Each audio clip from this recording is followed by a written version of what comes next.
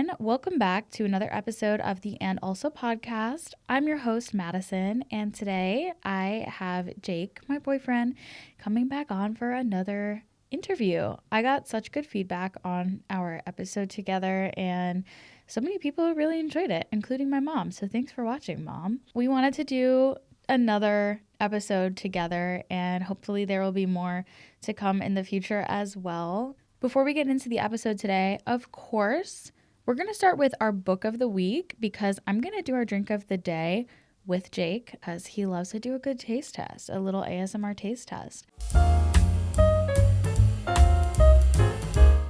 Now, if you read the title of this episode, we're going to be talking about safety in a relationship and how we feel safe with each other and how we've kind of worked to build that over time. And so I wanted to find a book that resonated with that idea. I'm sorry if this is controversial. I feel like the haters are going to be swarming the comments, but this book is called Boys Will Be Boys: Breaking the Link Between Masculinity and Violence. It's by Miriam Medzian. I hope I'm saying that right. This is the book. Jake is giving me my cue in the... Oh my God. Why are there like 18 bookmarks? Look at this. I just found like 105 bookmarks in this book. This is the book, and it talks a lot about violence and the correlation between this idea that society has of masculinity and what causes men to embrace violence at a much larger rate than those that are socialized as female or non-binary folks. It talks about warfare, criminal acts, domestic violence, things that go on in the home. Is this innate? Is it a learned behavior? And what do we do going forward to lessen the amount of violent acts committed by men? And I guess just the idea that men don't have to be violent to be taken seriously, and you're not a wimp, you're not weak, you're not whatever if you're not a violent person. And I mean, as a woman, my experience with men is a very violent one, and my experience with women is very much soft and loving and kind. And so I chose this book for today because when it comes to dating, I think a lot of women and non-binary people and trans people have a fear of the way that men historically can act in relationships. And just from my own experience, being around men is way scarier than it should be because of the ways that I've been treated in the past, and I've seen my friends be treated in the past. So I think the idea of safety is super important because nobody wants to feel unsafe, or nobody wants to feel like their partner is violent and they're stuck. And I think with my relationship with Jake, the idea of safety has always been so present for both of us, and that's something I love so much about him. And so I just really wanted to talk about that with him. And I thought this book was a great kind of segue into that, but also for people who are curious about why men tend to be more violent and, you know, enjoy war, enjoy fighting. Like almost every guy I know watches like wrestling and fighting. And it's like, is that innate or is that taught? Is it cultural? Is it an expectation for men that they feel they need to follow to validate their own masculinity and their idea of masculinity? And why do we view masculinity as needing to be violent to be valid? So yeah, I would 10 out of 10 recommend reading that book. I know a lot of people are going to be like, well, not all men. And nobody is saying that. Clearly, I am dating a man that's like calm and not violent. And no one is saying it's all men. But like statistically, there tends to be more men that are violent than women. I don't know what to tell you. I don't make up the statistics. So that's the book. Now let's bring in Jake and we will introduce our drink of the day. Okay. Hi, Jake. Hi. You did the same exact thing last time. Oh, you're so cute. So we're going to do our drink of the day, and I've been obsessed with this drink, okay? I've been drinking this every night before bed and also after the gym. So here's your cup. I've been drinking what they call the Sleepy Girl mocktail, but of course we're not going to do it with magnesium because it's like the daytime still. But it's literally just 100% tart cherry juice and some sort of like sparkling water. I do lime seltzer because it's the best, and the combo is everything. You want to crack open the seltzer? Mm-hmm. So first I pour in the tart cherry juice. Is it my turn? Top it off. Would you like sparkling stills? And this is our yummy little drink. And I hope you like it, because if you don't, I will be very upset. Cheers. Cheers. It's sour. Yeah, I like it. Is it supposed to make you sleepy? It helps with muscle recovery, and I think cherry is high in magnesium, so it does make you sleepy. It's really good for you. Packed with antioxidants. Perfect. So welcome back to the podcast. I'm so happy to have you here. So happy to be here. So excited. So last time you were here, we just hit our 6-month anniversary. And the day before, I think it was the day before, we just said I love you for the first time. I think you're right. It was like a day or two before that. You were going crazy. I was going so crazy. Do you want to talk about that? How I refused to say I love you for the first 6 months of our relationship. And even at the 6-month point, you were still super, super scared. Which before you tell your side, I just want to say, for me, I knew I was in love with you before we even officially started dating. I was like, I'm literally going to marry him one day. This is my future husband. I love him, and I might sound delulu, and I don't care. Just because I felt so deeply connected to you the first time we met. For me, it was really hard because I thought you were going to say I love you when you were on your trip to Tennessee, which you actually did. You actually slipped up and said it. And then, I was weird about it. We'll get into all that in a second. But for me, words of affirmation and reassurance is really important for me to feel safe. And so not knowing whether you loved me, even though I knew, based off of your actions and the way you are to me, not hearing it was so difficult, and I struggled really bad with it, really, really bad. My friends are probably so sick of hearing about this situation, and it was really difficult for me to feel fully safe because of that, which I think is a really great place to start with this. So I would love to hear your perspective on it and what you were going through on your end. So I always knew, that I loved you. It was more or less saying it that was harder. Just the idea of saying I love you kind of put me in this weird mental state of all these expectations of what love is supposed to be. Kind of like the expectation of when you become boyfriend and girlfriend. Because I always try to act and in a way that I am your boyfriend and that I do love you, but something about the whole mental thing of saying it was just different. So when it came to the day when I did say I love you, we previously had gotten in a conversation about the whole idea, and you opened up to me and told me how you felt about me not saying it. And then it kind of let my guard down and made me realize that I basically wasn't saying it because I was worried about what came with it, when in reality nothing's really changed before and now. I was just scared of saying it because I thought there was a bunch of expectations that came with it. And then once I did say it, I realized it's kind of just something that I was unnecessarily worrying about. I'm very happy that I did because it's, I think, opened a lot of doors in some ways. I think it helps with overall emotional vulnerability and being able to just take that next step together, whatever that looks like. I think just verbal communication. Yeah. It opens a lot of doors verbally. At least for you. I mean, I was always saying everything. I am always letting you know how I feel about you. If I stopped doing that, if I were you, I would be horrified. Because it's girl, you say it all the time. If I were to just stop, it would be okay, something's wrong. What was this thing that we said in place of that, both low-key? We kept saying something. I really, really, really, really like you. Yeah, no, I feel like it was something else. Was it that? I would say I really, really, really like you. There was something we used to say when we both wanted to say it. Mm-hmm. Was there an experience you had that made you feel like saying I love you was it was tied to so many things? Or was that just something you made up in your head? I don't really know where it came from. I think it came from just feeling guilty if past relationships didn't work and I did say I love you. I was really confused on the whole idea of love, and going through other relationships and saying that and then breaking up in the future, it just made me feel as though, is this not love? Is it love? What is love? Baby, don't hurt me. Ew. And I think just having that conversation with you made me realize that it's, in my head, It doesn't have to be this, and that. You care about this person. You think you love them. Just, don't be afraid to say it. Stop holding on to what happened in the past.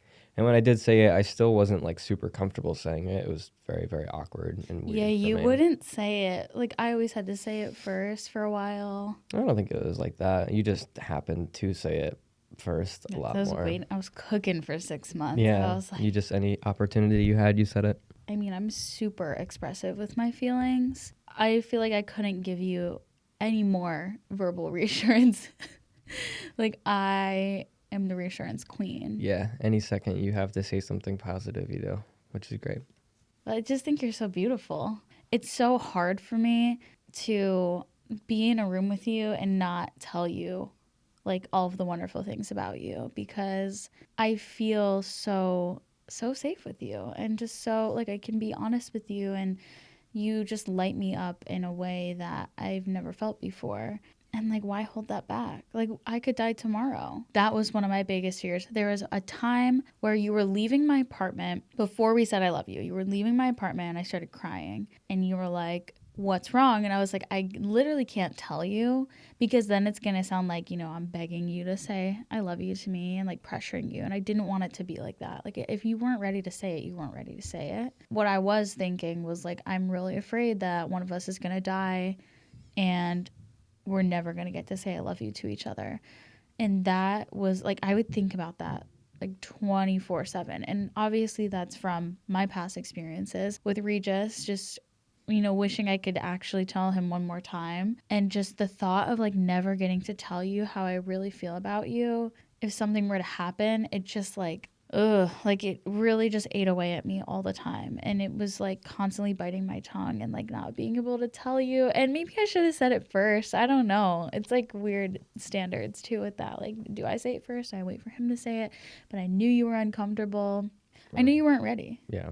And so I didn't want to put you in that position of me saying it first and then you being like, cool. You're cool too, I guess. Yeah, like having no clue what to say. If something were to happen, I have to live with this like pit of like, I should have just said it. I guess we should talk about like what safety in a relationship means to both of us and like what that looks like. And yeah, you can go first. I try to think back, and this is funny because I'm literally 23. I just think about my feelings in the past when it came to relationships. And for some reason, the idea of texting, or yeah, I guess texting is a good place to start. The idea of texting kind of sticks in my head because there's always these moments with certain people I've talked to in the past where I felt at this level and I felt as though they were at this level. It all had to do with communication. What I mean by that is our level of interest towards each other and how much we're on the same page. So I think being on the same page is probably the most important thing, because being on the same page kind of encompasses, how much you guys trust each other, how much space you can have without feeling, jealous of the other person, or just feeling unsafe in your status of the relationship. And with you, I never had to worry about, if you were still into me, because you make that easy. I never had to worry about you doing X, Y, and Z without me. We just always had such a similar style of communication and openness that we pretty much, and we were both, I think the most important thing is that we were both ready. I'm kind of backtracking on that because I'm not sure if you were really in the place, I think. Okay, well, I wasn't looking for anything. I wanted to be single. And I wasn't either. I think we were on the same page. We were both open to the idea if something fell into place, but we weren't actively looking for it. Yeah, like at the beginning, I was very hesitant, which is surprising to me. I really had my guard up with you. Like when you asked me if we could like... Did you know? Well, remember you asked me if we could be like exclusive, and I was like, I'm not ready for that. And I started crying and I got really overwhelmed. Yeah. I think that we just were both on the same page. We both had a similar style of communication. I guess the bigger idea that I'm trying to get at here is I wasn't constantly worrying whether you were just going to up and leave. I didn't have this idea that one day I could be talking to you, the next day you'd be gone. I got a sense of your vibe and your morals, and that you weren't the type of person to kind of just switch up on somebody and leave. You had your own things going for yourself. You didn't seem to be like super attention hungry, as I feel some people are, and that kind of worries me. In past relationships, I felt as though the person was always seeking attention and kind of attracted unwanted guy attention and whatnot, and I didn't really get that from you. Yeah, I just felt very on the same page with you in a lot of different ways. I mean, you kind of keep going back to like the idea that someone's gonna up and leave. Did that happen to you a lot? Is that why you feared that, or? I just think in this day and age with technology, Instagram DMs, Yeah, texting, Snapchat, yeah, there's just so many points where I guess from the guy's perspective, and shout out to Damon at work, he kind of like exemplified this. Is he is just a really good guy, hardworking. I relate to him in a lot of ways. He's just super cool and super laid back, down to earth, and he, I guess, was looking for a relationship, but he kind of at some point was just like, I'm kind of sick of it. Like nobody wants something real. It's all about just mm-hmm. like games. And, Yes, especially when you're younger, this is more of like a high school, college thing. And you're talking to people. It's like, that person's got 20 other people that they're talking to on the roster. So I was just sick of that kind of happening because, yeah, it did. as it does. Short kings don't get the long end of this. Short kings don't. Help me come up with an analogy Short for kings this. get the short end of the stick. Yeah, exactly. Lucky for you, I heart short kings. Yeah, strange, but I'm not going to argue with it. I don't know what to tell you. Short kings always win in my book. We love that. It does help that you're short, but even if you were the same height as me, or even, I think I could. You've dated tall queens before. I have. I think even if you were my height or an inch or two taller, I'd still be into you. Imagine me being taller than you. Ew. No. The thought You of are that not is giving so tall. weird. I am whatsoever. not giving tall. Madison, what makes you feel safe in a relationship? I bet you can tell me what makes me feel safe in a relationship. Words of affirmation. Words of affirmation. Words of affirmation. And you like when I don't make you feel like an inconvenience in my life. And I actually do things to make you feel loved. And I kind of play off of how you are with me because it goes both ways. You're very sweet to me, and I'm 7 out of 10 sweet to you. You're so sweet to me. What do you mean? I don't know. I always feel like you do so much for me, and I'm always like trying to keep up with you. Oh my God, no. Yeah. It's not like that. Especially all your little gifts and your little things that you get me. You come over with a 5-pound bag of gummy worms. I just love you. I mean, it's so hard for me to do anything and not be thinking about you. And like, I don't know, like when I'm in the city and I'm not with you, I just think of like everything I do. I'm like, yeah, this is fun, but it would be like so much more fun if Jake was here. Or if I'm at the grocery store, I'm like, this is fun, but it'd be so much more fun if Jake is here. So I get you little treats and stuff. But yeah, I mean, you're right with all of those things. I think safety for me, it's a very complicated thing because of my past experiences. You just have a hard time reading my emotions. Even when, as much as I don't verbally tell you as much as you tell me, I'm not super closed off. Like I do, compliment you, I think, a lot, and I do remind you how much you mean to me. But you have a hard time picking up on subtle things that I do, or like subtle expressions or things I say. You need Yeah. me to say, Madison, you are amazing. I love you. I don't know what I could do without you. It can't just be like me putting my arm around you or like giving you a look. It's like you need me to say it in like concrete evidence. Yeah, I don't really read nuances very well, and I don't know, nonverbal communication is it doesn't process as much for me. My past experiences, even with people I once felt safe with, it always was taken away in some form. Like with Regis, our relationship was so wonderful and so great, and then it wasn't because of his mental illness, and it became a struggle for us and for me to feel safe. And that's not to say he is a horrible person or anything, because he was so wonderful and we had so many wonderful times together. But, mental illness is something that was a struggle for us, and there were a lot of things that made me feel unsafe. And that's like nothing bad against him, because I still think of Regis as like the most wonderful person. Then with my most recent relationship before Jake, everything was fine until it wasn't, until, I caught him with the girl he told me not to worry about.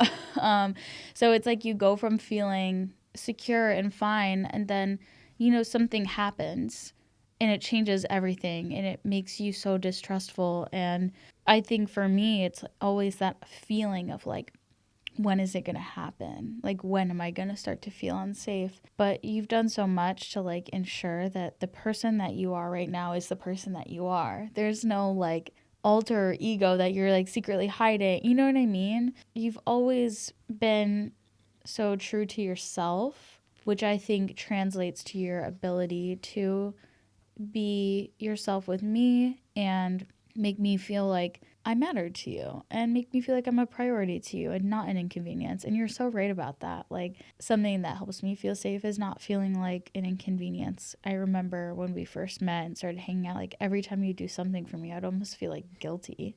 You said sorry way too much. Yeah, I say sorry for everything because everyone in my life has always made me feel like I'm inconveniencing them or I'm in the way or I'm just like an obstacle. And like, you don't. 'Cause I love you.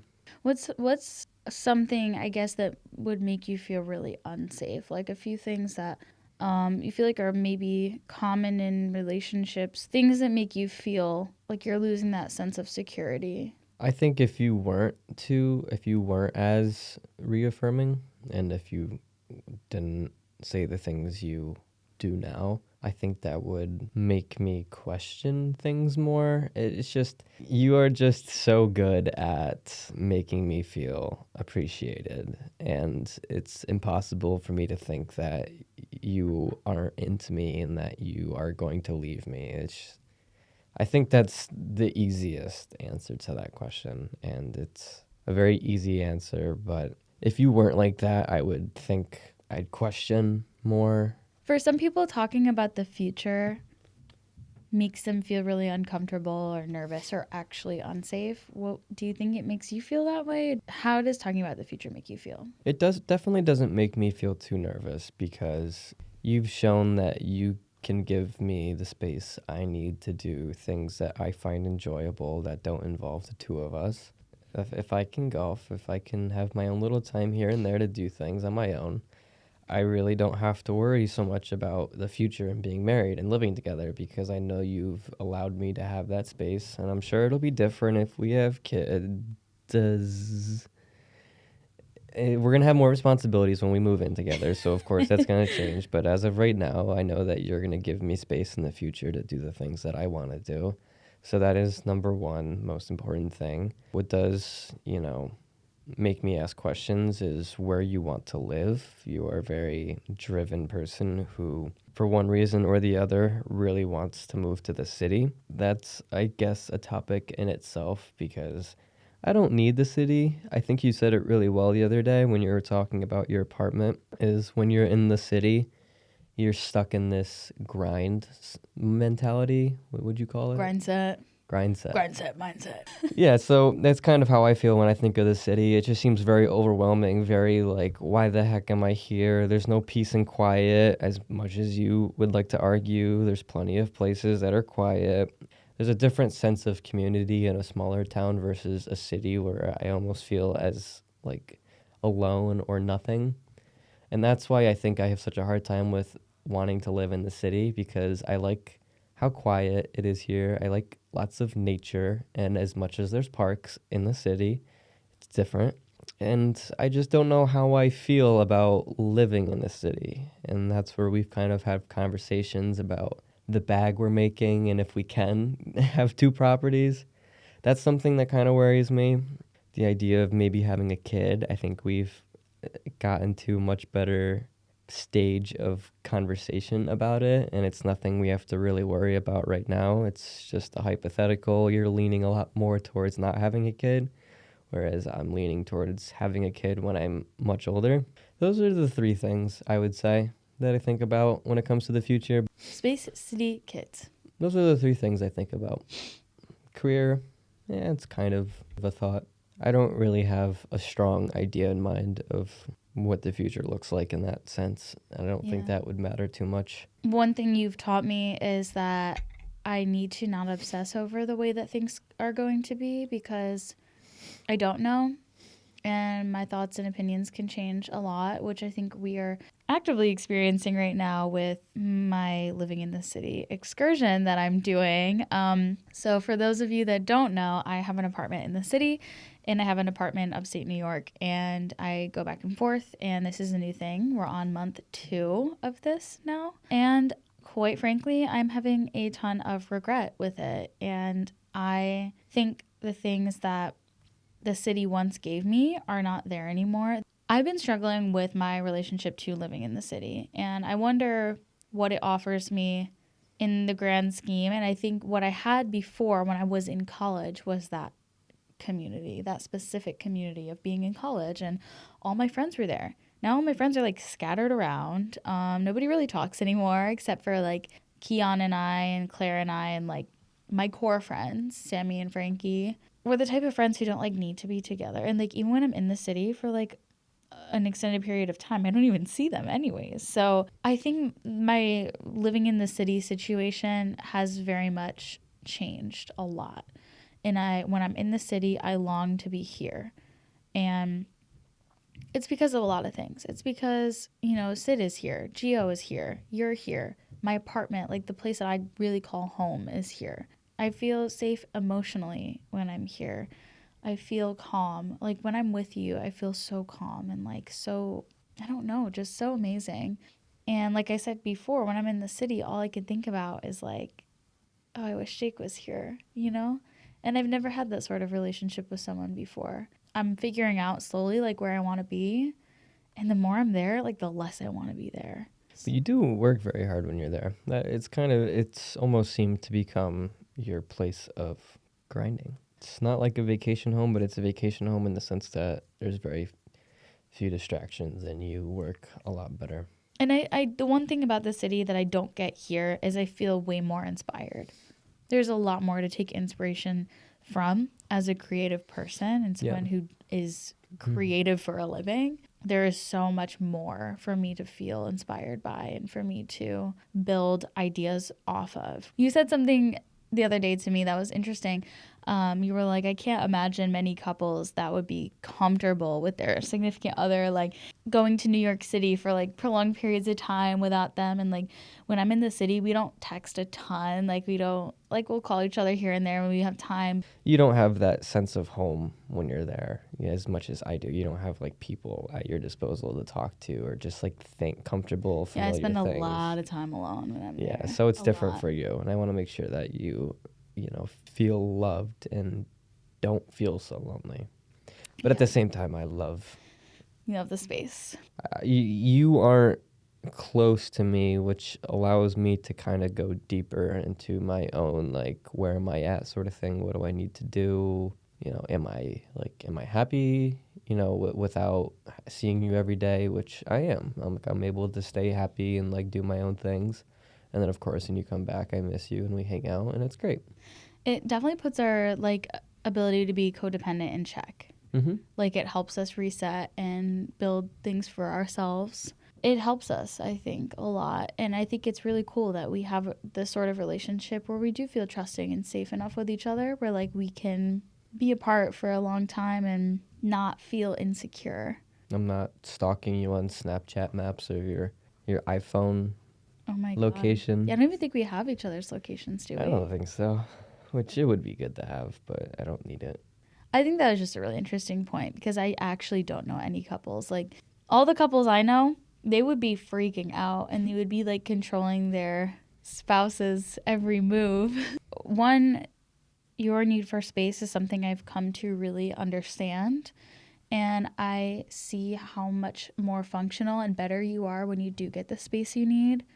And when I'm with you, I want it to be quality time and not like you feeling stressed or you feeling like you have a million things to do. And I'm getting better, I think, at reading that from you and being like, okay, he has things to do. Like, I'm going to let him figure out his stuff. So space, I don't think will ever be an issue. So we thought about doing a separate episode on this next topic, but I think I would just kind of want to include it because I think it definitely has to do with this whole idea of feeling safe. And one thing that I've struggled with a lot is like having a past significant other who died. Obviously, going into a new relationship with that experience is something that very evidently would make you feel unsafe. It's a mix of things, right? It's like this idea of, is this going to happen again? I, for a while, like lived in fear of like, are you going to commit suicide? Are you just going to be gone? And I think it's just this like knee-jerk reaction of like every time something goes wrong, your brain goes there. Or like if you don't text me and you drove home in a snowstorm, your brain goes there. And it's really hard to not get obsessive and to not like be the helicopter girlfriend because there's a lot of fear there. Because I don't think we've ever really talked about this like super in depth. I think the other piece of it is not knowing if there's space for me to carry the grief and to have Regis still be a part of my life. And is that weird? And do you think I'm, like crazy? Like it's a really difficult thing. It's a strange thing to bring into a new relationship because I try to be normal and I try to not make everything about that. But like, everything is about that. And it's really hard to like find the balance and like, how do I act normal? Mm-hmm. So like finding safety in that for me, and my big regret with it is that I didn't talk about it more with you. And like still I could totally talk about these things more, and I feel weird. I think you don't have to worry about talking about it. We talk about it, every now and then when it seems relevant, or you have to just kind of get a thought off of your mind that you've been thinking about. I think I've helped you feel safe talking about that. Yeah. Because I've seen this situation with somebody losing their partner a few times in my life, and I've noticed how important that person still is in their everyday life. And with social media, I see how much they post about them, and I see from a third person perspective the grieving process. Not that I understand it, but I see that this is something that happens. Yeah. So it's not anything not normal for me. I don't know how I would deal with it if I was in that person's shoes, but at the same time, I don't really need to. Like, it's all I have to do is just talk to you and listen. I can't really fix any of the things that you have going on. I just basically listen to what you're saying and try to help you adjust or, reset to a point where you just feel calmer about it. There's nothing I can do, there's nothing I can say that'll make you feel necessarily better, but I can allow you to get those feelings and emotions out that you kind of just sit with by yourself. And I think that's helpful. I think that's helpful for you. It's really helpful. Like there was the one night recently where you just like started asking me about him and like asking me questions. Because it's hard for me to just bring it up because I feel like a weirdo. I'm like, I shouldn't be talking about this with my boyfriend, So when you ask me about it, it's like the greatest thing ever because you make it less weird and you are showing me that you care about me and that you want me to be able to be open with you. And it makes me feel really, really good. And yeah, it does bring me back to that place of like calm and safety. And that's just something you've always brought me, especially with this situation. Like I worried about it for a while and I still have those worries, but they're a lot quieter. I think the thing is a lot of times people will like, show you that they care and then they'll do something to like almost retract that in the future. Mm-hmm. And you've just always reiterated these things to me. Like you've never went back on it. If I want to talk about Regis, you've never like shut me down or like you've never been like, oh, why do we have to keep doing this? I thought you were over it. You know what I mean? And like you've always consistently given me space. And that beyond Regis too, it goes for kind of everything. Like everything that I've struggled with, you are consistent with giving me what I need. You just consistently have like made me feel safe. And I think it becomes muscle memory then. Like this is a person I can trust and I don't have to second guess it all the time.